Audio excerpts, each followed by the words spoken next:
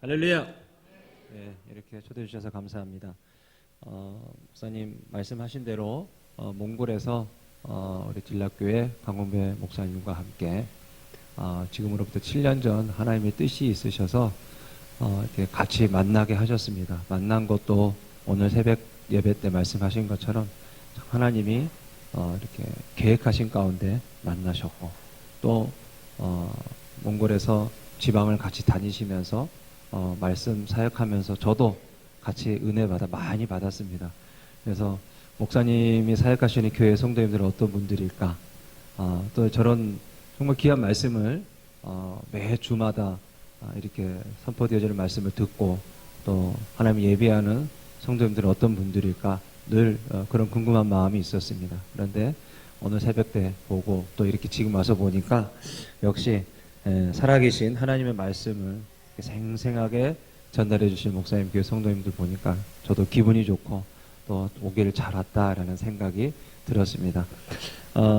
저는 몽골에서 17년째 사역하고 있는 조대희 선교사입니다. 처음에 갔을 때 29에 결혼하자마자 대학원 마치고 바로 자원에서 선교지로 떠났습니다. 그리고 저렇게 이제 키가 큰 두 아들이 있고 그렇게 네 가족이 선교 사역을 하고 있습니다. 지금까지 온 곳은 뭐 제가 잘해서가 아니라 하나님이 정말 은혜 가운데 잘 인도해 주셔서 몽골 땅에 또 춥다고 다들 걱정 많이 해 주시지만 저는 추운 나라가 잘 맞는 사람입니다. 더운 나라에서는 제가 한국에서도 심지어 제 모국인 한국에서도 더위에 힘들어서 이렇게 어렸을 때 자랐을 때 자주 쓰러지곤 했었어요. 더울 때는. 그런데 몽골 가서 한 번도 쓰러지지 않았습니다. 오히려 저는 이제 겨울에 잘 맞는 사람이고 건조한 날씨고 저한테 잘 맞고요. 한국에 와서 보니까 너무 더워서 정말 힘들고 또 17년 만에 처음으로 여름을 경험해보고 7월까지 있어 본 적은 처음인 것 같습니다. 그래서 그런지 더 힘이 드는데 또 목사님께서 이렇게 가시는 곳마다 에어컨 있는 곳으로 또 잘 인도해 주셔서 너무 감사하고요. 아무튼 은혜로 지금까지 살다 온 조대희 선교사입니다. 일단 먼저 영상을 보시고 말씀을 들으면서 같이 몽골에 대한 간증을 나누도록 하겠습니다. 제가 이번에 이제 오늘까지 한국에서 주일 예배를 드리는 건 오늘이 마지막이고 이제 돌아오는 목요일에 들어갑니다. 들어가면 또 그 다음날 또 강홍배 목사님과 함께 다녔던 그 몽골의 흡수구리라는 지역이 있습니다. 그것까지 밤새 차를 타고 가면 아침에 도착하는데 한국에서 몽골 들어가자마자 그곳을 가서 다음날 가서 또 거기에서 10시간 이상을 그 이상을 또 차를 타고 산을 또 올라가야 됩니다. 그래서 일반 차로는 갈 수 없어서 러시아 집차 성냥각처럼 생긴 회색 집차가 있습니다. 그걸 타고 또 밤새 올라가야 하는데요. 한 1040km, 영상에는 900 몇 킬로가 나왔는데 정확히는 한 1040km 되는 거리더라고요. 몽골은 기본적으로 이동을 할 때, 또 강 목사님이랑 저희랑 이동할 때요, 평균 700km에서 1000km 정도는 왔다 갔다 합니다. 왕복 한 1600km는 기본이고요. 그런 거리를 차를 타고 다녀야 되는데 몽골은 그렇게 땅이 넓습니다. 우리 한국 남북한의 한반도 남북한 합친 것의 7.4배, 6배 정도? 그 정도 큰 땅입니다. 그런데 인구는 많지 않습니다. 새벽에도 말씀드렸듯이 인구는 330만입니다. 인구는 330명이기 때문에 그렇게 많지 않고요. 또 그 전체 인구 중에 150만 정도가 울란바토르 수도에 살고 있습니다. 그러니까 도시 밀집 현상이 일어나고 있고, 그리고 몽골을 소개하자면 13세기와 21세기가 함께 공존하는 사회다 생각하시면 될 것 같습니다. 차로 2-3시간만 가도 초원이고 유목민들이고 그리고 13세기의 삶을 그대로 살아갑니다. 그런데 도시에 오면 우리 한국의 모습과 똑같습니다. 21세기고요. 제가 처음에 갔을 때만 해도 뭐 그런 일 없었지만 요즘에는 스마트폰이 워낙 잘 발달되어 있잖아요. 그죠? 스마트폰을 켜고 말을 타면서 저희가 이메일도 SNS도 할 수 있습니다. 그만큼 몽골이 문명의 혜택을 많이 누리고 있는 나라인데요. 그래서 21세기와 13세기가 함께 공존하는 사회이고 그러나 대부분 많은 사람들이 유목에 의존해 있습니다. 그리고 유목하면서 또 고기와 밀가루를 주식으로 하는 민족이고요. 그리고 워낙 건조하기 때문에 한국 분들 보시면 많이 힘들어합니다. 기본적으로 해발 1500m 이상의 몽골은 기본적으로 저희가 살아가는 땅이 해발 1500입니다. 그러니까 내장산 꼭대기에서 산다 생각하시면 됩니다. 그리고 건조하고 일교차도 큽니다. 일교차가 하루에 많게는 20도에서 30도 차이도 나고요. 평균 15도 이상 차이 납니다. 그러니까 낮에 따뜻하다고 해서 저녁에 따뜻하진 않아요. 저녁에는 여름에 가면 가을 점퍼 정도 이 정도는 입으셔야 됩니다. 아침에도 그렇고요. 그러나 더위 많이 타신 분들은 엄청 좋으실 겁니다. 땀이 잘 나지 않아요. 땀이 잘 나지 않고 이렇게 땀을 흘리지 않으면 그냥 그늘에만 앉아 있어도 에어컨이 필요 없고 선선한 가을 날씨를 느낄 수 있는 그런 나라입니다. 그래서 저는 빨리 가고 싶어요. 빨리 가서 빨리 몽골에서 잠자면서 몽골에서 이렇게 지내는 게 저한테는 잘 맞는 것 같습니다. 아무튼 몽골에 대한 설명은 간략하게 하고요. 먼저 말씀을 나누면서 또 간증 나누겠습니다. 오늘 말씀은 하나님이 원하시는 재단입니다. 특별히 본문 18장 33절에서 35절까지 우리가 보면 엘리야 선지자가 나오는데 18장 전체를 좀 이해를 해야만 이 본문을 이해할 수 있습니다. 간략하게 설명하자면 18장은 그 이전에부터 이스라엘이 하나님 앞에 양다리를 걸치는 모습이 나옵니다. 하나님도 섬겼다가 이방신도 섬겼다가 그러면서 18장에 보면 양다리를 걸쳤다라는 그런 표현이 나오는데요. 그래서 너무 화가 나니까 비를 멈추어 달라고. 하나님이 그 기도 소리에 응답하시고 3년 넘게 비가 오지 않습니다. 그리고 18장 1절에 이제 내가 비를 내리겠다 하나님 말씀하십니다. 비가 내리지 않으니까 가축들이 죽어나가고 그래도 가축들이 죽어나갔지만 뭐 가축들이 없는 정도는 아닙니다. 그런데 비가 오지 않으니까 가축보다 더 귀한 게 뭐냐면 물인 거예요. 물. 제가 어제 저희 고향에 시골에 갔다가 이쪽으로 바로 왔는데 저희 고향도 그렇고 여기도 그렇고 많이 가물더라고요. 개울이 물이 말라 있고 오는 길에 보니까 저수지가 물이 반밖에 없어요. 정말 가물어요. 근데 이 가물 때 귀한 건 뭐냐면 물이거든요. 저도 어렸을 때 시골에서 농사 짓고 살았거든요. 정말 창피하고 부끄러운 기억 중에 하나가 뭐냐면 물 전쟁 여러분 해보셨을 거예요. 이게 논이 단계별로 이렇게 있잖아요. 저희는 또 산자락이었거든요. 그래서 제일 꼭대기 마을인데 저희 논이 제일 밑에 있습니다. 저희 집 논이. 그러니까 물이 단계별로 오는데 위에 물이 차면 물고랑을 터줘야 또 밑에 논이 물을 차고 그렇게 하잖아요. 단계별로. 저수지에 물을 트는 날이었어요. 너무 가물어서 어쩔 수 없이 저수지에 물을 트는데 물을 위에서 동네 어르신이 물을 잠궈가지고 이렇게 흙으로 탁 두둑을 싸서 막은 다음에 안 보내주는 거예요.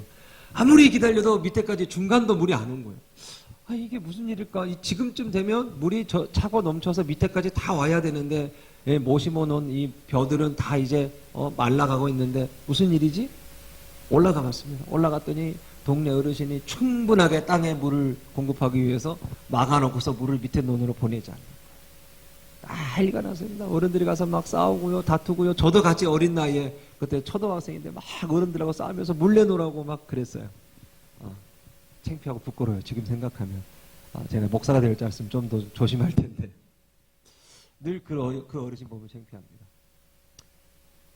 아합 왕 시대 때도 이보다 더 했으면 되지 덜하진 않았어요. 얼마나 심했냐면 6절에 보니까 왕이 오바다와 함께 물을 찾으러 전국으로 둘을 나뉘어서 갈라집니다. 두 팀으로. 보통 왕이면 명령을 해도 돼요. 가서 물 좀 가지고 와라. 물 좀 찾아와라. 해도 되는데 이 왕이 직접 물을 찾으러 다닙니다. 두 팀으로 전국으로. 그러니까 뭐냐면 전국으로 다닐 만큼 물이 없다라는 거예요. 정말 귀하다라는 거예요. 그런데 우리가 오는 본문 말씀에 보니까 엘리야 선지자는 제단 위에 소를 각을 떠서 올린 다음에 무엇을 뿌렸죠? 물을 뿌렸습니다. 물 한 통이 대략 한 30리터 됩니다. 그거를 12통을 갖다 부어버린 거예요. 4통씩 3번. 그래서 그 물이 고랑에 가득 찬 모습입니다. 오늘 말씀이 주제가 뭐냐면 하나님이 원하시는 제단이에요. 이 제단만 보더라도 엘리야 선지자가 제단에 물을 들였을 때 그 방법은 구약의 제사법에 위배됩니다. 물을 뿌리면 안 돼요. 그런데 물을 뿌렸잖아요. 그러면 통상적으로 하나님이 우리를 인도하신 방법대로라면 엘리야 선지자는 죽어야 마땅합니다. 그건 하나님 방법이 아니었어요. 하나님이 원하시는 방법이 아니었어요. 제가 예를 들어볼까요? 다윗 왕 시대에 다윗 궁전을 짓고 난 다음에 하나님의 법궤를 가지고 오려고 다윗의 마음에 늘 소원함이 있었어요.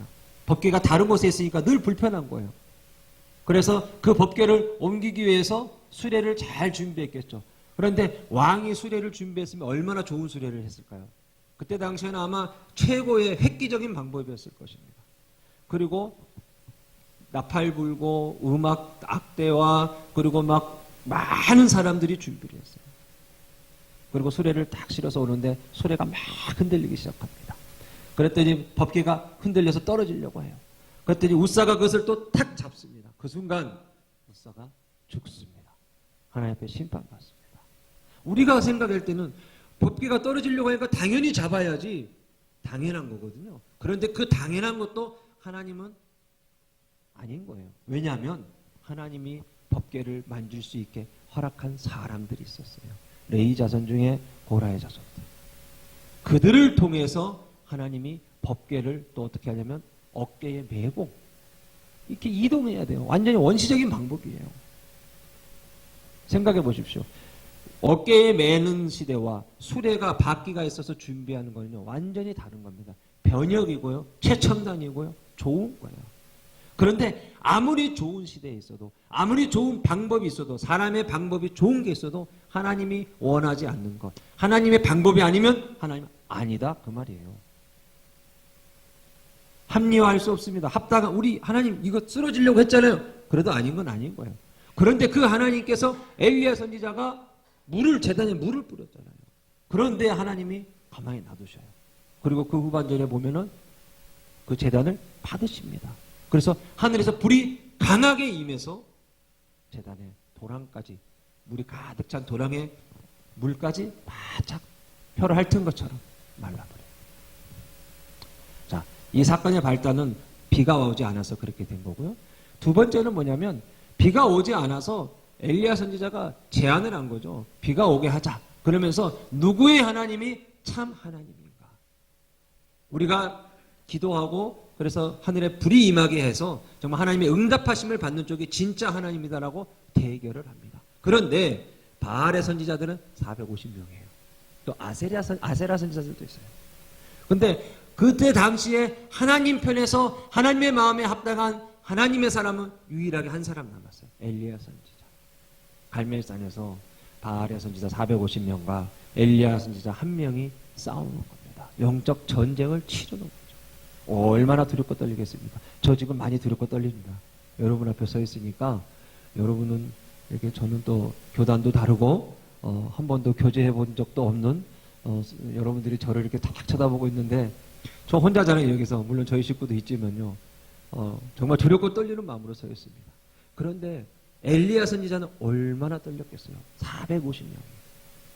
그것도 왕까지 지켜보고 있습니다. 잘하나 못하나. 응답이 없으면 죽은 목숨이에요.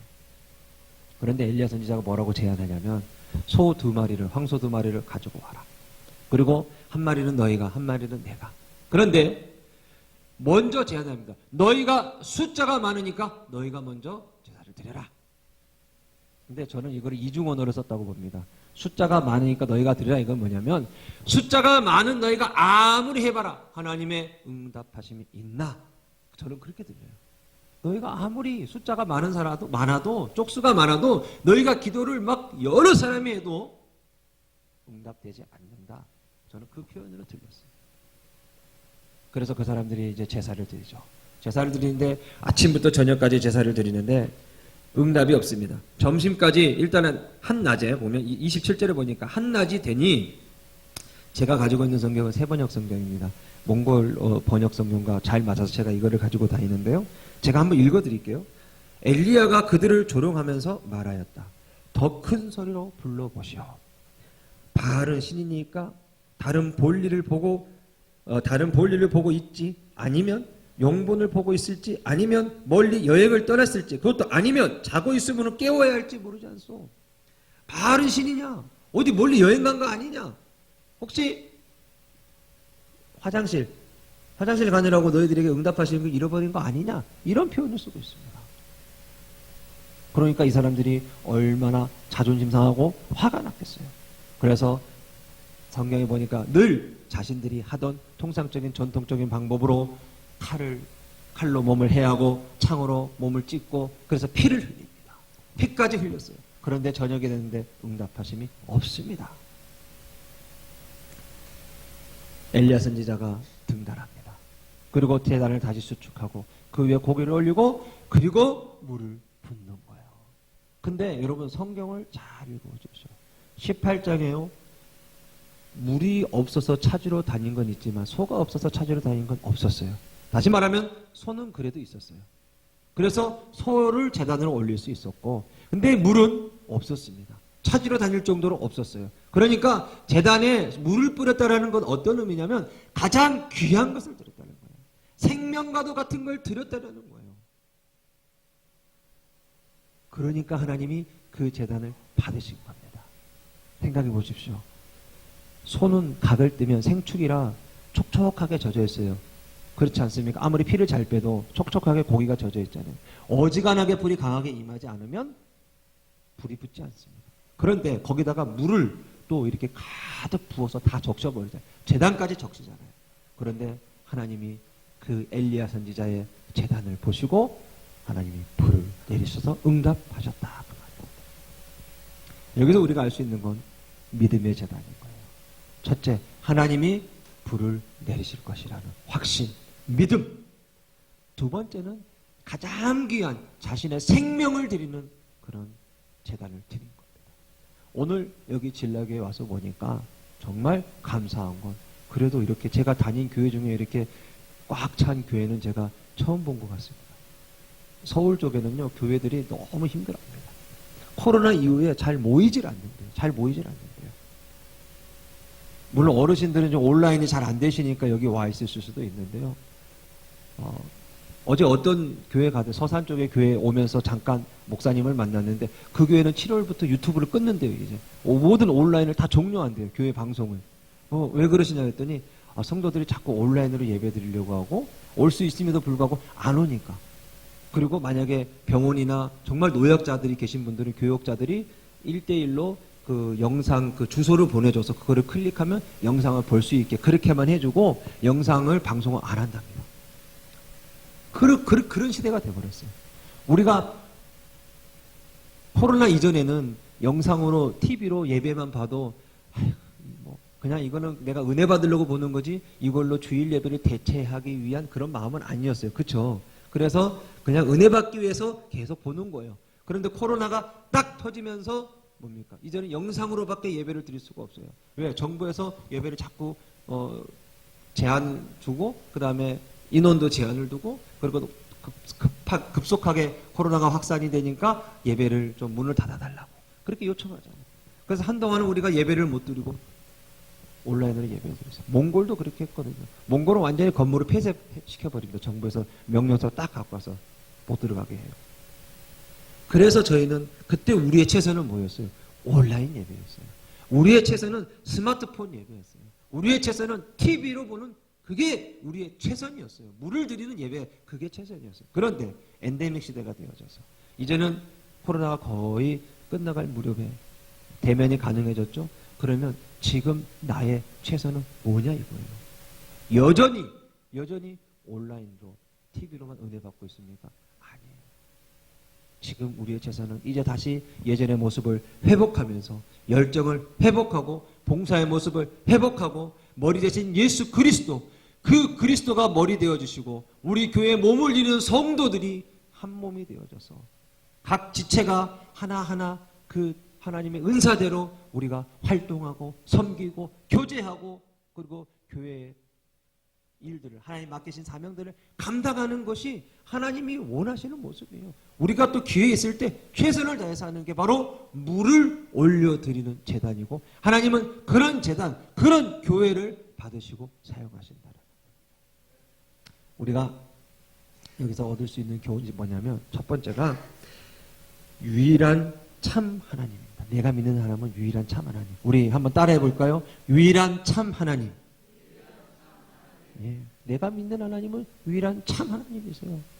몽골 간증을 이제 잠깐 하겠습니다. 우리 목사님도 잘 아시는데 우리 에르뜨네 전도사가 있습니다. 저희 거르덕 교회의 담당 전도사인데요. 2019년도에 11월에 아이가 셋째 이제 딸이 출산 예정이 있습니다. 병원에 가서 검사했습니다. 일주일 전에. 아이가 너무 건강해요. 또 딸이라니까 우리가 얼마나, 저는 더 기대했어요. 제가 딸이 없으니까 저는 막 이렇게 딸을 되게 좋아하거든요. 기대했는데 당일날, 출산 당일날 이제 저녁에 출산할 때가 됐는데 초음파를 해보니까 태가 목을 감고 있어요. 근데 아직까지는 뭐 이렇게 막 졸르고 그러지는 않아요. 아이 상태가 건강하게 심장도 뛰고 그랬거든요. 그래서 우리는 기다렸죠. 근데 보통 목을 감고 있으면 여러분 어떻게 합니까? 의사가 그 상황 되면 수술을 해야 되잖아요. 제왕절개 수술을 유도해야 되는데 아마 의사가 너무 피곤했던 것 같아요. 저녁 타임이라 그런지 또 하루 종일 아이를 받았기 때문에 이번에 한번 그냥 이렇게 자연분만 해도 되겠지 하고 자연분만을 유도했어요. 그러다가 탯줄이 목에 감겨버린 겁니다. 근데 그냥 감겨가지고 된 게 아니라 완전히 그래서 계속 출산을 시켜버린 거예요. 계속 유도한 거예요. 그래가지고 아이가 숨을 쉴 수가 없어요. 아이가 많이 유독한 상태로 태어났습니다. 산모가 와가지고 저희가 이제 병원에서 기도하고 있었는데, 목사님 기도해 주세요. 아이가 위험해요. 그래요. 그래서 그런 것만 알았죠. 그런데 그리고 이제 저희가 기도하고 각자 집으로 가서 또 이렇게 자고 또 아침에 교회 오려고 그랬는데 새벽에 전화가 왔어요. 목사님 갑자기 빨리 와달라는 거, 빨리. 아이가 정말 유독하다는 거예요. 그래서 갔습니다. 사역자들이랑 재직들이랑 몇 명에서 이제 병원 앞에 갔어요. 몽골은 한국처럼 병원에 들어갈 수 있지 않아요. 복도 끝에서 서서 기다려야 돼요. 조그만 창에서. 그럼 산모가 나와서 막 이렇게 사건을 얘기해줘요. 근데 갑자기 아이가 숨이 멈췄더라는 거예요. 이제 출산할 때 너무 힘들어가지고 아이가 숨이 멈췄더라는 거예요. 근데 몽골에 아무리 의료가 낙후돼도 생명이 죽고 살았다라는 거는 판가름할 수 있다고 저는 믿어요, 의사가. 그렇기 때문에 숨이 굳었다니까 몽골은 그렇게 되면 2시간을 줍니다. 2시간 동안 뭐 이렇게 각자 자기 종교대로 와서 의식을 하든지, 그 다음에 2시간이 지나면 이제 냉동고에 놓여요. 그 시간을 주는 건데 아빠가 이제 다급하니까 빨리 나를 들여보내달라고. 그래가지고 애기 아빠가 들어갔어요. 그리고 저는 이제 그 전도사한테 들은 얘기입니다. 우리 전도사한테 들은 얘기인데, 아이를 위해서 가슴에 손을 얹고 기도를 간절하게 했다고 그래요.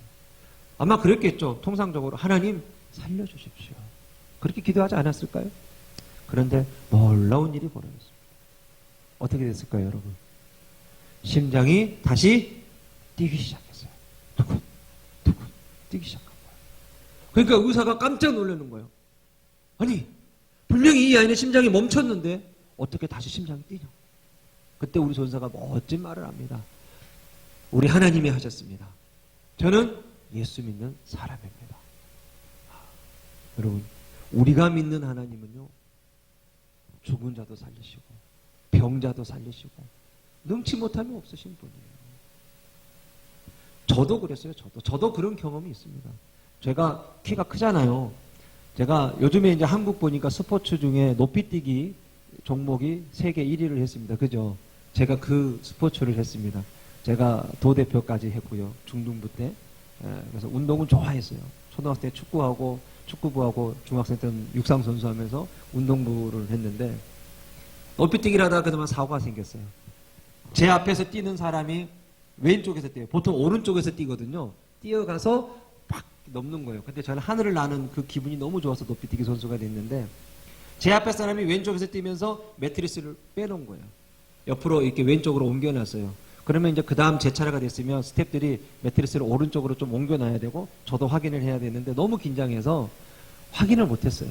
그냥 막 순서가 되니까 막 뛴 거예요. 스태프들도 확인을 못한 거예요. 자기네들이 옮겨야 되는데 자기들도 못 옮겼어요.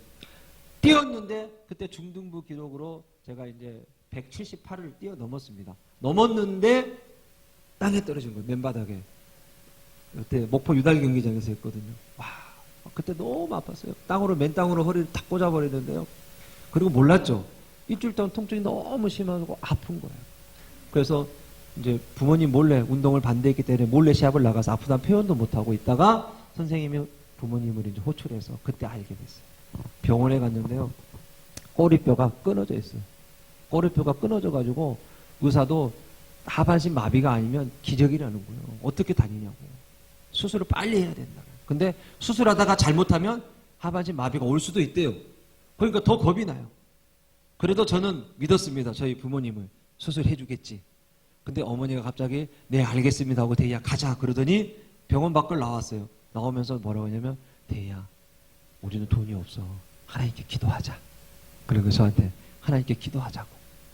근데 제가 그러면 그래요 어머니 기도합시다. 그래야 되는데 속으로 우리 어머니 맞아? 아들이 아프다는데 빚을 내서라도 수술을 해줘야 되는데 수술을 안 해주고 어떻게 기도하자는 얘기가 나와. 저는 진짜 그때만 해도 교회 열심히 다녔죠. 믿음이 별로 없었던 것 같아요. 근데 기적이 일어났어요. 그 다음 날부터 허리가 아프지 않기 시작한 거예요. 그리고 지금까지 저 병원 한 번도 안 갔어요. 병원 한 번도 안 가고 엑스레이도 찍어보지도 않고 지금도 뛰는 운동 잘합니다. 하나님 그러신 분이에요. 저희 아버지도 한 번은 이렇게 위암으로 판명을 받았을 때요. 하나님이 고쳐주셨어요. 위암 말기에서 저희 병원에 쫓겨났거든요. 그런데 하나님께서 40일 작전 기도하고 한 달이 지나고 두 달이 지나고 세 달이 지났는데 돌아가시지 않더라고요. 죽는다 그랬거든요. 위암 말기라고. 근데 살이 찌고 점점 좋아져서 병원에 가니까 의사가 뭐라 그러냐면 위가 바뀌었다라는 거예요. 위가 완전히 그 찌들어 있는 그 암덩어리 있는 이 위가 어린아이 위처럼 의사 표현이 그래요. 어린아이 위가 돼 있다고. 깨끗하다라는 거예요. 어린아이 위처럼 깨끗하다라는 거예요.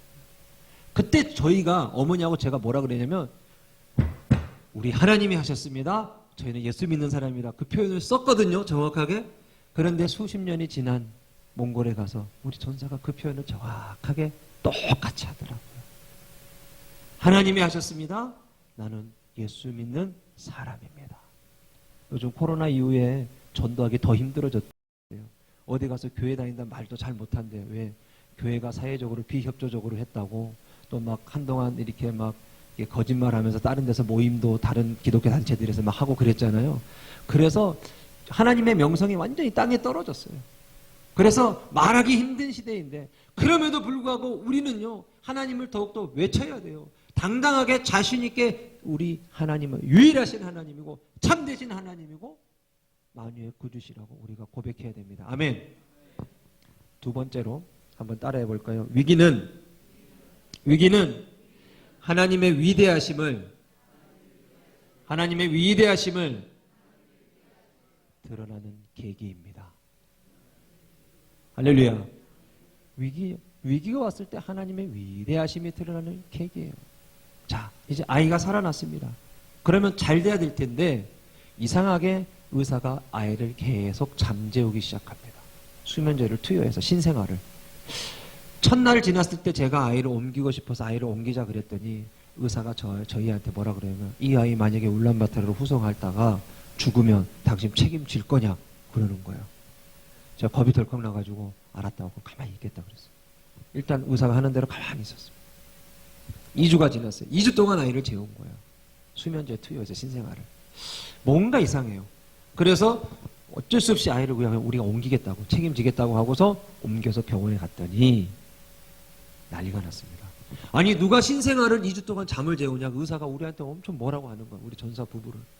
이 전사 부부도 당황스러운 거죠. 분명히 의사들이 진찰을 하고 다 그렇게 처방을 했는데 왜 그런 얘기를 하는지 이해할 수가 없었어요. 근데 2주 동안 그렇게 해버리면 아이가 본능적으로 해야 될 것들을 많이 상실하게 된대요. 그리고 더 중요한 건 뭐였냐면 아이가 출산할 때 그 사고로 중증 뇌성마비 환자가 돼버렸어요. 출산할 때 그 사고로 산소 공급이 안 돼서 뇌성마비 환자가 됐어요. 근데 완전 중증이에요.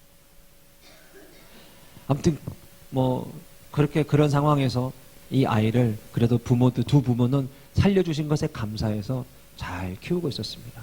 잘 키우고 2000년도가 되고 코로나가 터지고 그 중에도 잘 성장을 했는데 5월인가 6월쯤부터 아이가 마르기 시작합니다. 마르기 시작해요. 그래서 처음에는 목사님 아이가 조금씩 살이 빠져요. 그래요. 그래서 저는 그래? 그러면 분유를 좀 바꿔보자. 왜냐하면 또 분유가 영양이 공급이 안 되니까 그럴 수도 있겠지 하고 좋은 분유로 바꿨어요. 그러다가 얼마 안 있다가 갑자기 며칠 만에 살이 확 빠지면서 진짜 급성 기아 상태까지 되는 거예요. 아이가 다 죽게 생겼어요. 병원에 데리고 갔어요. 병원에 의사들이 쳐다보자마자 뇌성마비 중증 환자지, 기아 상태지. 그러니까 볼 필요 없다. 이 아이는 죽는다. 또 이 병원에 갔더니 이 아이는 죽는다. 똑같은 얘기예요. 이 아이는 죽는다. 이 아이는 죽는다. 치료를 안 해줘요. 진찰도 안 합니다. 그래서 저희가 어쩔 수 없이 이 아이를 데리고 공항 옆에 있는 한국 선교사님이 세운 아가페라는 병원이 있습니다. 거기는 이제 무료로 가난한 사람들을 위한 무료 진료소인데 작아요. 거기에 보여드렸어요. 선교사님한테 좀 해달라고. 그때 선교사님이 외과 의사라 소아과가 아니잖아요. 전문의가 아니잖아요. 그래서 분당 차병원 그 소아과 의사 선생님하고 카카오톡으로 이렇게 영상으로 진찰을 해주시더라고요. 영상으로 아이의 곳곳을 잘 보고 이렇게 아이의 반응을 살펴보더니 결론이 났는데 이 아이는 한 달을 넘기면 죽습니다. 그러니까 길어야 한 달이란 얘기죠. 그럼 어떻게 합니까? 그랬더니 만약에 빨리 후송을 해서 한국에 오면 한 달 이내에만 도착하면 제가 이 아이를 살릴 수 있습니다. 그 얘기를 하는 거예요. 자, 그래서 이 아이를 이제 살려야 되니까 저희 파송교회에다가 저희 파송교회가 작지 않아요. 그래서 저는 기대했습니다. 큰 교회니까 기도표지 써서 아이를 좀 후원해 주십시오. 왜냐하면 돈이 한 2천에서 3천만 원 이상이 든다 그랬거든요. 그러니까 뭐 우리 교회가 그 정도는 해줄 수 있겠지 하고 했는데 교회에서 답이 왔어요. 조대희 선교사와 그의 자녀들, 직계 가족들까지 만약에 아프거나 일이 발생되면 뭐 이렇게 에어 앰뷸런스도 띄울 수 있고 다 할 수 있지만 제자들까지는 저희가 못한다라는 거예요. 규정이 없습니다, 교회. 그래서 못하겠다. 앞이 캄캄한 거. 이 아이는 지금 시분초를 다투고 있는 상황인데. 그래서 기도를 하던 중에 하나님 앞에 답답한 마음으로 기도하고 있었습니다. 그런데 이사야 48장 11절 말씀에 하나님 이런 말씀을 보여주시는 거예요. 내가 이를 이룰 것이라. 이사야 48장 11절 말씀에 내가 나의 영광을 위하여 다른 자에게 주지 아니할 것이라. 내가 이것을 이룰 것이라. 그 말씀이 있습니다. 그러니까 하나님이 하시겠다는 사인 아닙니까? 그러면서 이사야서 55장 말씀이 또 생각이 났어요. 거기 보면 하늘이 땅보다 높음 같이 그런 표현이 있습니다. 내 생각이 너의 생각과 다르며 내 길은 너의 길과 다름이라 여호와의 말씀이라. 그 다음에 9절에 55장 9절에 이는 하늘이 땅보다 높음 같이 내 길은 너희의 길보다 높으며 내 생각은 너희의 생각보다 높음이다. 하나님이 하시겠다라는 거예요. 너의 생각과 다르다. 너희의 생각, 경험, 이성, 지혜 모든 걸 조합해도 하나님이 하시는 방법은 다르다 그 말이에요.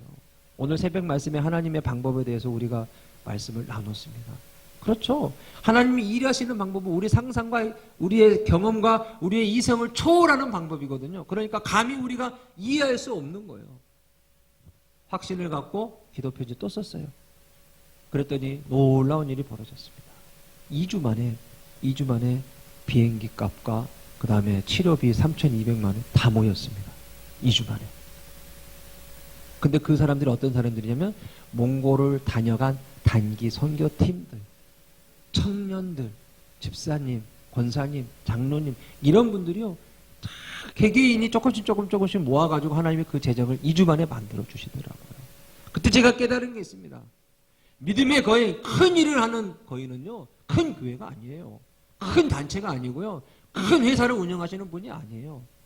그런 사람이 백날 많으면 뭐합니까? 하나님의 마음을 시원하게 일을 못해드리면 의미가 없는 겁니다. 그때 하나님이 제게 주신 마음은 뭐냐면 그들이 내가 내 일을 하는 믿음의 거인들이다. 아니 그렇게 말씀하시는 거예요. 하나님의 일하시는 사람들 풀뿌리 층들이라는 거예요. 그러면서 그때 제가 감사하면서 얼마나 울었는지 몰라요. 그리고 이제 재정이 준비됐으니까 아이가 와야 하는데 기간이 코로나 기간이잖아요. 비행기가 다 다 끊겨가지고 한 달에 한 번밖에 없어요. 근데 몇 주를 기다려야 됩니다. 아이가 가려면.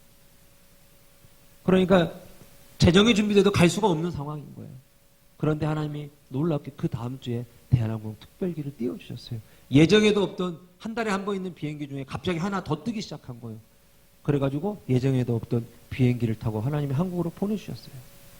한국에 갔는데 또 산 넘어 산입니다. 2주 격리해야 되는 거, 호텔에 무조건 2주를 격리해야 돼요. 그래서 제가 부탁을 했어요. 그러면 이 아이가 가서 격리를 하는데 병원 근처에 가까운 병원으로 좀 해주십시오. 그 가까운 호텔로 좀 해주십시오. 그랬더니 그렇게는 안 된대요.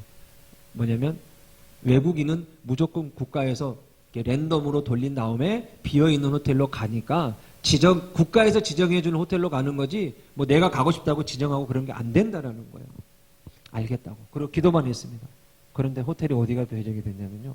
분당 차병원에서 10분 거리도 안 되는 홀리데이 호텔로 하나님이 배정해 주셨어요. 병원 옆으로 하나님이 배정해 주셨어요. 자, 병원에 갔습니다. 2주 동안 격리해야 되는데 저희는 격리 기간에 병원 근처니까 진찰이라도 좀 받았으면 좋겠는데 규정상 절대 그건 불가능한 거예요. 한번 딱 들어가면 호텔에서 2주 동안 나오면 안 되는 거예요. 그잖아요. 그건 당연한 거거든요. 근데 제가 호텔 담당 보건소 직원하고 통화를 했습니다. 이 아이를 좀 해주십시오. 부탁했어요. 그랬더니 절대 안 된다는 거예요. 이건 규정이기 때문에 절대 안 된다고. 그래서 제가 살짝 겁을 좀 줬습니다. 죄송한데 선생님, 이 아이 만약에 내성마비 중증 환자인데 잘못되어져서 뭔 일이라도 나면 선생님은 내일 아침 뉴스에 나올 수도 있습니다. 그러니까 빨리 좀 조치를 취해달라고. 이 아이는 시분초를 다투는 아이라고. 그래서 아이의 상황과 모든 걸 다 설명했어요. 이분이 겁을 탁 먹고서 이제 어떻게 하냐면 그달부터 자기가 다 보건복지부에 얘기하고 옆에 병원하고 다 얘기해. 원래 병원도 안 받아줘요. 2주가 안 되면. 그런데 국가에서 하는 일이니까 받아주는 거예요. 그래가지고 앰뷸런스에다가 또 앰뷸런스 다 그 코로나 바이러스 보호하는 장치가 다 돼 있는 거에 아이도 막 이렇게 비닐 같은 뭐 씌워서 가는 거 있잖아요. 누워서 가는 거 해주지. 산모도 방호복 다 입히지. 해가지고 병원에 2번이나 진찰을 받았어요. 그런데 사모가 뭐냐면 목사님 한국병원은 정말 대단해요. 놀라워요. 막 이제 좋아가지고 신이 나가지고 연락이 왔어요. 저는 이제 몽골에 있었거든요. 제가 속으로 그랬어요. 야, 한국병원이 좋고 위대하고 대단한 것이 아니라 누가 위대하고 대단합니까? 하나님. 내가 믿는 하나님. 우리가 믿는 하나님이 위대하고 놀랍고 대단한 거예요. 불가능한 일들을 하나님이 행하시고 있는 거예요. 비행기 띄워주고 호텔 그 병원 근처 호텔 잡아주고 호텔 안에서 2주 격리해야 되는데 격리하지 않고 치료를 받을 수 있는 건 누가 그렇게 해주겠어요? 하나님이시니까 하시는 거예요. 위기가 왔을 때 하나님이 그 위기를 그냥 넘기시지 않습니다. 나에게 어려움이 있을 때 위기가 있을 때 오히려 그때가 하나님이 더 일하실 때임을 여러분 믿으시고 기도하시기 바랍니다. 그럼 하나님이 역사하십니다. 세 번째, 한번 따라 할까요? 마지막으로 겸손한 자세로 기도해야 합니다. 겸손한 자세로 기도해야 합니다. 엘리야 선지자가 갈멜산에서 승리를 거뒀을 때요, 겸손하게 기도했습니다. 몇 번? 7번. 그냥 기도만 하는 것이 아니라 땅에 엎드려서 무릎 사이로 머리를 박고 기도했어요. 하나님이 일하고 있을 때, 하나님이 일하실 때 우리가 해야 할 일은 뭡니까? 겸손히 기도해요. 저도 만약에 그 상황에서 만족했다면 아마 끝났을 수도 있을 것입니다. 그런데요, 우리 인느렐이 그렇게 병원에 이제 갔잖아요. 그럼 2주 끝나고 병원에 갔는데 이유가 뭐냐면 이유를 찾았어요. 기도에서 위와 폐로 두 개로 길이 나뉘어집니다. 그래서 우리가 숨을 쉴 때는 폐가 열리고요. 판막이, 폐 쪽에 판막이 열리고 밥을 먹을 때는 폐가 닫히고 위가 열려요. 이게 오토매틱으로 자동으로 왔다 갔다 합니다. 하나님이 우리 인간을 정말 놀랍게 만들었어요. 그런데 그 아이는 그게 안 돼요. 위를 닫아버렸어요. 위를 닫고 폐가 항상 열려 있어요. 그런데 그동안 그러면 어떻게 된 거냐면 투입했던 입으로 이렇게 줬던 음식이 다 폐로 간 거예요. 그런데 폐렴도 안 걸리고 잘 성장했어요. 한동안. 이유가 뭐냐면 또 그렇다네요. 아이들이 한 5, 6세까지는 폐로 음식이 곧잘 넘어가기도 한대요. 그래서 아이들은요, 신기하게 죽지 않고 잘 살 수도 있답니다. 그 나이 때까지는. 근데 어른이 만약에 그렇게 되면 큰일 난대요. 어른이 그렇게 되면 큰일 나는데 아이는 또 괜찮대요. 그래가지고 원인을 찾았으니까 수술만 하면 돼요. 여기에다가 이제 바깥으로 배에 구멍을 뚫고 위에 구멍을 뚫어서 관을 삽입한 다음에 주사기로 계속해서 이제 음식을 넣어주는, 그렇게 평생 그렇게 살아야 되는데 그래도 얼마나 감사해요. 하나님이 그렇게 도와주셨고 살리셨고 몽골에서 지금 건강하게 잘 자라고 있습니다. 물론 감기가 걸리면 폐렴으로 바로 가요. 그래서 늘 조심해야 되는 아이인데, 물론 그런 위험 부담은 있지만 그래도 매 순간순간마다 하나님이 그 아이를 지키셨어요. 하나님 얼마나 놀라우시냐면, 아이가 그렇게 됐을 때 코로나 전에 우리가 그 몽골 랄라이 쪽에 있는 병원에 원래 어린이 소아병동이 없었어요. 그래서 울란바타르처럼 우리도 이 랄라이 지역에도 그런 병원이 한번 있었으면 좋겠다, 그런 마음을 가지고 애기 엄마도 기도하고 우리도 그런 얘기를 한번 한 적이 있거든요. 근데 어느 날 가보니까 소아병동이 하나가 딱 따로 있는 거예요. 그래서 그 아이가 아프면 그 병원으로, 소아병동으로 가서 이렇게 회복하고 치료받을 수 있는 그 건물이 따로 생겼습니다. 하나님은요, 우리의 작은 신음까지도 들으시는 것 같아요. 우리는 이랬으면 좋겠다라고 했는데 하나님은 그래? 그러면서 하나님이 탁 없던 걸 만들어 주시고, 불가능한 걸 가능하게 해주시고, 할 수 없는 걸 할 수 있게 만드시는 분이 바로 하나님이십니다. 우리가 어려울 때, 힘들 때 결코 하나님 혼자로 두지 않으세요. 시편 37편 아침에도 그 말씀했습니다. 내가 엎드러지되 완전히 엎드러지지 아니하면 뭐라고요? 여호와께서 나를 붙들고 계심이라. 내가 넘어지는데 완전히 넘어지지 않는데요. 성경에 보니까. 왜? 하나님이 나를 붙들고 있기 때문에 넘어지지 않는다는 거예요. 위기의 순간에 하나님이 위대하심을 드러내고, 또 우리가 늘 겸손함으로 하나님 앞에 기도하며 나가면 하나님이 응답하실 줄로 믿습니다. 그래서 우리가 하나님 앞에 그러면 어떻게 기도해야 되냐? 하나님, 코로나 이후에 이제 우리가 하나님을 드러낼 수 없는 상황에서 하나님 조금 더 용기 내어서 하나님을 담대하게 드러낼 수 있는 믿음의 모습을 제가 갖기를 원합니다.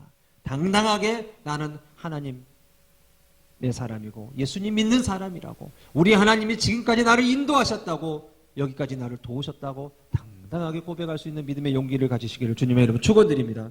두 번째로, 매일매일 우리 하루하루 가운데 내게 닥친 도전들 가운데 이제는 하나님의 위대하심을 드러내 주십시오. 또 나를 통해서 하나님 위대한 일들을 나타내 주십시오. 나를 통해서 하나님의 살아계심을 보여주십시오. 나를 통해서, 우리의 가정을 통해서, 우리의 자녀들을 통해서, 우리의 사업과 직장 통해서, 그리고 우리 교회, 진라, 교회를 통해서 하나님 위대하심을 나타내 보여주십시오 라고 우리가 기도했으면 좋겠습니다. 세 번째로, 어떤 상황 속에서도 하나님, 우리는 늘 겸손히 잃어버리지 않고 내가 하는 것이 아니라 나를 통해 하나님이 나타나게 하시고 하나님의 위대하신 일들 가운데 이제는 하나님이 행하셨다라는 것을 우리가 감사로 고백하게 하소서라고 기도했으면 좋겠습니다. 그렇게 될 때 하나님이 우리를 사용하실 것이고, 진라교회를 통해서 또 이 청도 지역을, 더 나아가 위로를 보니까 대구가, 아까 제가 대구를 잠깐 어제 넘어갔다 왔는데 대구 지역까지도 영향력을 줄 수 있는 그런 교회가 됐으면 좋겠습니다. 사람이 많고 적고 나이가 많고 적음을 중요치 않습니다. 오히려 연세가 많으신 분들은 하나님이 주신 지혜가 있습니다. 그리고 하나님이 지금까지 인도해 주셨던 하나님의 방법들, 하나님의 놀라운 경험들이 있습니다. 그것들을 후손들에게 잘 알려주면서, 자녀들에게 잘 전수해 주면서 믿음의 가정을 이룰 수 있도록, 믿음의 교회를 이룰 수 있도록, 이 지역 자체가 믿음의 공동체가 될 수 있도록 우리 어르신들이 하셔야 돼요. 그 사명이 있는 거예요. 그리고 선교적 사명도 감당해야 합니다. 제가 몽골에 우리 목사님 만나서 제가 사역하는 이유도 그렇고, 한국에서 단기팀들이 받는 이유가 있습니다. 뭐냐면요, 오는 모든 사람, 나를 만나는 모든 사람, 몽골에서 사역했던 모든 사람들은 한국에 돌아가서 다시 본인들의 현장에서, 교회에서 선교사적 삶을 살아내게 하는 것, 그게 제 목적입니다. 저는 그냥 몽골 선교를 위해서, 그리고 선교사를 또 더 양성하기 위해서 저는 팀을 절대 받지 않습니다. 그들이 이곳에서 와서 보고 훈련받고 경험했던 하나님, 그 모습 그대로 다시 한국에 돌아가서 다시 교회에서 열심히 충성하고 봉사하면서 생활 속에서, 가정에서, 직장에서, 교회 안에서 선교사적인 삶을 살아가게 하는 게 제 비전이고 제 꿈입니다. 그래야 한국 교회가 살아야 선교지 교회도 살아나는 것입니다. 절대 선교지에서 선교사 혼자 잘 살 수 없어요. 그리고 우리가 전방에 있다면 후방에서는 교회 아닙니까? 한국 우리 모국 아닙니까? 모국이 살아야, 한국이 살아야, 한국 교회가 살아야 저희도 같이 살 수 있는 겁니다. 때문에 여러분 부탁드립니다. 기도하실 때마다 저도 기도할 텐데요. 여러분도 우리 몽골을 축복하면서 선포해 주십시오. 몽골을 축복하면서 몽골의 교회와 몽골의 사역자들과 우리 몽골의 성도들, 몽골 교회가 정말 많습니다. 이제 불교 사원 숫자보다 몽골 교회 숫자가 더 많습니다. 그래서 몽골 불교의 라마 승려들이요 긴장을 하고 비상이 걸렸습니다. 정부에다가 요청할 정도입니다. 교회 허가 그만 주라고. 교회 허가 그만 내주라고 몇 년 전부터 요청을 해가지고 교회 허가를 주지 않습니다. 안 주면 뭐합니까? 그래도 우리는 하는 거죠. 왜? 몽골은 종교의 자유가 있거든요. 현지인은. 저희는 없지만 현지인은 자유가 있습니다. 계속해서 몽골 현지인 목회자들이 시골로 교회 개척을 해나갑니다. 그리고 우리 강 목사님은 그런 사람들을 만나서 같이 그 지역에 우리가 한 도 전체를 가요. 가면요 그냥 가는 게 아니라 몇 개, 3개, 4개의 도가 모입니다. 그리고 모이는 사람들이 그냥 일반 성도들도 있지만요 대부분 교회 지도자들이에요. 리더들이에요. 목회자들이에요. 그들이 모여서 일주일 동안 기도하고 말씀으로 양육받고 다시 재충전하면 그들이 1년을 또 살아갑니다. 정말 귀한 사역을 여러분들이 하고 계시는 거예요. 제가 한 가지만 이야기하고 마치겠습니다. 시간이 많이 갔지만 한 번은 목사님 모셔가지고 시골을 가는데 저도 이제 몇 년 같이 하다 보니까 목사님 모시면 기분이 좋잖아요. 기다려지고 그래서 이제 막 저희 스태프들하고 목사님하고 교회 봉고차를 이제 가지고 제가 운전하고 지방을 갑니다. 가는데 제가 준비할 걸 준비 못했어요. 뭐냐면 차 기름을 못 넣고 그냥 가버린 거예요. 근데 진짜 아무것도 없는 초원 중간만큼 갔는데 차 기름이 불이 딱 들어오는 거예요. 근데 보통 기름에 불이 들어오면 몇 킬로 가냐면 요즘 차들은 한 50킬로까지도 간다고 그래요. 근데 보통 예전에는 30킬로였어요. 근데 좀 다녔으니까 또 사람이 많이 탔으니까 지도를 딱 구글 지도를 찍어보니까 45킬로 정도 가야 주유소가 있대요. 정말 조마조마하는 마음으로 천천히 다시 차를 돌려서 주유소 있는 곳으로 갔는데 놀라운 건 한 30킬로 지점까지밖에 안 갔는데 지도에도 없는 주유소, 정말 허름한 이상한 주유소가 하나 딱 나타났어요. 그래서 가까스로 거기서 기름을 다득 채웠습니다. 그런데 기름을 채웠으니까 얼마나 신이 나요. 이제 위기를 모면했으니까. 그리고 차를 이제 엄청 밟아서 막 갔습니다. 그런데 갑자기 저 멀리서 경찰이 제 차를 세우는 거예요. 경찰이 있는지도 몰랐어요. 한국처럼 이렇게 휘어지는 그 길목에서 딱 해가지고 한국 기계가 있어요.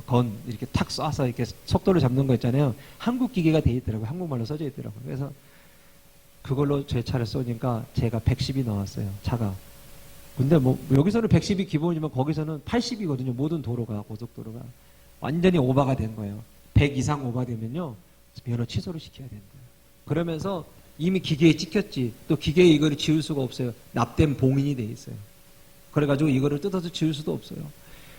근데 가야 되는데 면허를 취소시킨다고 하는 거예요. 사역은 사역대로 시간이 다 돼가고 빨리 그날을 가야 사명자성회를 할 수 있는데 난리가 났습니다. 목사님 옆에서 기도합시다. 자꾸 기도합시다. 목사님 부르시고 사모님도 이렇게 막 기도하시고 중얼중얼대면서 근데 저는 마음이 급한 거예요. 제가 실수했기 때문에 저 때문에 이 성회가 망가질까봐 완전히 그냥 그동안 준비하고 한국에서 재정도 준비하고 기도로 교회에서 준비해 왔는데 저 때문에 망쳐질까봐 정말 긴장 많이 했습니다. 그리고 2시간인가 3시간 정도 지났을까요? 그러더니 원래는 안 돼요. 그 경찰이 그랬거든요. 해줄 수가 없대요. 이게 납땜이 딱 봉인이 돼가지고 지우는 거는 그거를 위에를 딱 열어서 지워야 되는데 지울 수 없게 돼 있어요. 그래서 그것만 전문적으로 감찰하는 사람들이 있는데 그렇게 해서 딱 그런 차들을 딱 벌금 먹일 거 먹이고 면허 취소할 차들은 면허 취소하고 거기는 자기 관할이 아닌 거예요. 근데 또 하나님 하시려고 하니까 뭐 안 되는 것도 없고 되려고 하면 또 되더라고요. 그 경찰서 있는데 근처 가가지고 오라 그러더니 뭐 이렇게 우리 현지 사역자들이 막 뭐라고 이야기를 했어요. 같이. 그러더니 뭐 벌금 얼마만 내고 가시라고. 그래갖고 가는 길에 벌금 조금 내고서 그냥 갔습니다. 그러니까 다니다 보면 참 별의별 일들이 많이 있는데 왜 저는 그 일이 되냐고 생각하냐면 방해하는 거예요. 이 사역이 정말 귀하니까 몽골 땅의 목회자들을 건강하게 영적으로 말씀으로 기도하면서 세우는 게 얼마나 귀한지 아시기 때문에 사단이 계속 방해합니다. 또 다른 한 목사님은요 오시기 전에 그렇게 일들이 많이 터지세요. 한국에서. 꼭 사명자성에 준비해놓고 기도하시면. 그러면 올 때마다 이번엔 괜찮으셨어요? 그러면 아이고 이번에도 쉽지 않았다고. 그런 얘기예요. 이게 뭡니까? 영적 전쟁이에요. 엘리야가 갈멜산에서 그렇게 바알의 선지자들과 싸운 것처럼 우리 인생에도 우리의 사역 중에도 특히 진라교회 몽골 사역하는데 여러분이 사역하시는 거잖아요. 여러분이 헌금하고 기도하고 한 돈으로 몽골에서 그 모든 것들이 이루어지는데 얼마나 귀하고 감사한지 모릅니다. 그 목회자들, 그 성도들이 바로 세워줄 수 있도록 여러분 축복하며 기도해 주셨으면 좋겠습니다. 시간에 잠깐 기도 한번 하면 좋겠습니다. 여러분 몽골을 위해서 기도해 주십시오. 코로나 이후에 몽골 교회들이 도시는 그래도 많이 회복이 됐습니다. 그런데 시골 교회들은요 정말 많은 지역의 교회가 있는데 목회자 한 명에서 외롭게 울면서 기도하고 있습니다. 코로나 이전에 나왔던 성도들이 시골 사람들이 이게 이제 페이스북으로 예배드리는 거, 유튜브로 예배드리는 게 익숙해지다 보니까 이제는 나오지를 않아요. 그리고 어떤 성도들은 믿음을 잃어버려가지고 대부분 목회자 혼자 교회에서 예배드리는 곳이 많아요. 저희가 그래서 시골 사역을 지금 하러 이번 여름에 떠납니다. 그리고 이번 9월에 몽골에 대형 큰 집회가 있습니다. 9월 10일, 11일에 빌리 그레함 목사님 잘 아시죠, 여러분? 빌리 그레함 목사님 아들인 프랭클린 그레함 목사님이 몽골에 오셔서 대형 집회를 합니다. 기쁨의 복음이라는 주제로 하는데요. 몽골 정부에서도 허락을 해줬고 아마 이제 그렇게 되면 경찰들도 에스코트 하면서 다 합니다. 그런데 2004년 지금 고인 되신 조영기 목사님 이후에 몽골에서는 그런 집회를 한 적이 없어요. 또 국가에서 허락도 안 해주고. 그런데 이번에 코로나가 끝났는데 정부에서 허락을 해주는 거예요. 그리고 미리서부터 지금 몽골 교회는요 그것을 준비하면서 복음 전도 훈련 학교를 계속하고 복음의 축제를 하면서 이 사람들은 뭐라고 하냐면 우리는 이번이 마지막이라고 생각한다. 이번 기회에 몽골 전역에 성령의 바람, 복음의 바람, 하나님의 정말 능력이 임하기를 기도한다고 그러면서 준비하고 있습니다. 그리고 그날에 몽골 전 교회인들이 전국의 목회자들이 다 와서 울란바토르에서 복음 전도 집회를 합니다.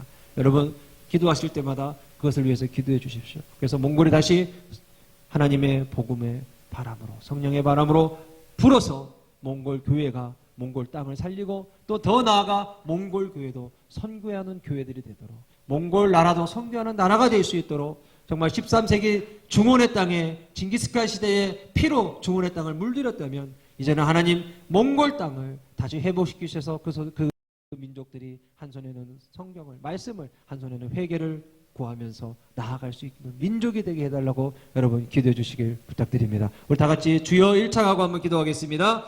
주여! 오 할렐루야. 살아계신 아버지 하나님, 주님의 은혜와 사랑을 진심으로 감사드립니다. 하나님 정말 엘리야 선지자 시대에 하나님께서 정말 엘리야에게 아버지 하나님이 응답하여 주시고 엘리야 선지자를 통하여서 불을 내리시면서 하나님이 참 하나님이시고 유일하신 하나님을 보여주신 것처럼 아버지 하나님 오늘 우리 정말 이 하나님의 동산에서 저희가 아버지 하나님을 기도합니다. 몽골 땅을 위하여서 몽골의 지도자들을 위하여서 교회들을 위해서 우리가 한 목소리로 한 마음으로 기도하기 원하오니 하나님 우리가 입술을 벌려 기도할 때마다 아버지 하나님의 기도 응답되게 하여 주시고 몽골 땅에 다시 한번 아버지 하나님 주의 성령의 바람 불게 하여 주시고 복음의 바람 불게 하여 주셔서 아버지 하나님의 몽골 민족들이 아버지 하나님 1000년 전에 믿었던 그 민족들이 아버지 하나님 이제는 1000년 이후에 아버지 다시 한번 복음으로 아버지 하나님의 몽골 땅에 적셔지게 하여 주시옵소서. 뿐만 아니라 정말 아버지 하나님 이곳 진라교회를 축복합니다. 아버지 하나님 진라교회 성도님들 아버지 하나님의 매일매일 하나님의 말씀으로 무장되게 하여 주시고 아버지 기도로 열방을 경영하시는 하나님과 함께 동행하게 하여 주셔서 기도할 때마다 아버지 하나님의 선교지가 아버지 하나님의 변화되게 하여 주시고 기도할 때마다 우리들의 가정과 자녀가 변화되게 하여 주시고 기도할 때마다 아버지 하나님 우리가 하는 모든 일이 아버지 하나님의 영광을 드러내는 일로 가득 찰 수 있도록 주여 역사하여 주시옵소서. 아버지 하나님의 갈매산의 승리가 아버지 하나님 우리의 삶 가운데 나타나게 하여 주시고 아버지 하나님이 아무도 하나님을 찾지 않을 때에 하나님의 편에 선 자 아무도 없을 때에 우리의 믿음과 우리의 신앙을 지키며 아버지 하나님 편에 섰던 엘리야 선지자처럼 아버지 하나님이 오늘은 우리의 삶 가운데서 우리의 가정 가운데서 이 청도 땅 가운데서 아버지의 진라에서도 아버지 하나님이여 정말 믿음의 성도들 아버지 그들이 있는 곳에 하나님이 이름이 높이 나타나게 하여 주시고 그들의 삶 가운데 아버지 하나님의 마음 있는 것을 저들의 마음이 있게 하여 주시고 아버지 하나님의 눈물이 있는 걸 저들의 무릎이 있게 하여 주셔서 정말 하나님의 위대하심을 드러내고 하나님의 역사하심을 알려낼 수 있는 놀라운 일들이 이곳에서 일어날 수 있도록 주여 역사하여 주시옵소서. 성령님 역사하여 주시옵소서. 동행하여 주시옵소서. 주님 감사합니다. 하나님 감사합니다. 정말 하나님의 위대하심이 하나님의 행하시는 일들이 정말 우리의 생각과 이성과 경험을 뛰어넘어서 하나님의 방법으로 하나님의 원하심으로 그 일들이 이루어내심을 믿습니다. 하나님 오늘 말씀을 통해서 하나님의 원하시는 제단이 무엇인지를 우리가 배웠습니다. 코로나 이후에 모두가 어렵다고들 말합니다. 안 된다고들 말할 수 있습니다. 그러나 우리는 우리 하나님께서 함께 하심으로 말미암아 오늘 말씀처럼 능치 못함이 없으시고 할 수 없으심이 없으시고 그리고 하나님이 하시려고 하실 때에 능히 가능하심을 우리가 말씀으로 보았사오니 하나님 우리 그 하나님과 기쁨으로 동행하기를 간절히 소망합니다. 뿐만 아니라 우리의 삶 가운데서 그냥 그적저적 내 시간을 드리고 내 재정으로 올려드리고 섬기고 봉사하는 것이 아니라 나에게 있는 가장 최고의 것으로 내 시간도 가장 최고의 시간, 내 재정도 가장 최고의 재정, 내 아버지 하나님에 올려드릴 수 있는 예배 가운데 가장 최고의 헌신과 예배로 하나님 앞에 올려드릴 수 있는 저들 되게 하여 주시옵소서. 진라교회가 그 최고로 올려드리는 교회 되게 하여 주시고 하나님 이 재단에서 예배하고 기도하고 하나님 마음을 흡족해 하는 일들이 올려드려질 때마다 하나님 응답하여 주셔서 정말 이 교회를 통해서 열방을 경영하시는 하나님의 일들을 위대하게 잘 감당할 수 있도록 축복하여 주시옵소서. 감사드립니다. 예수님 이름으로 기도드렸습니다.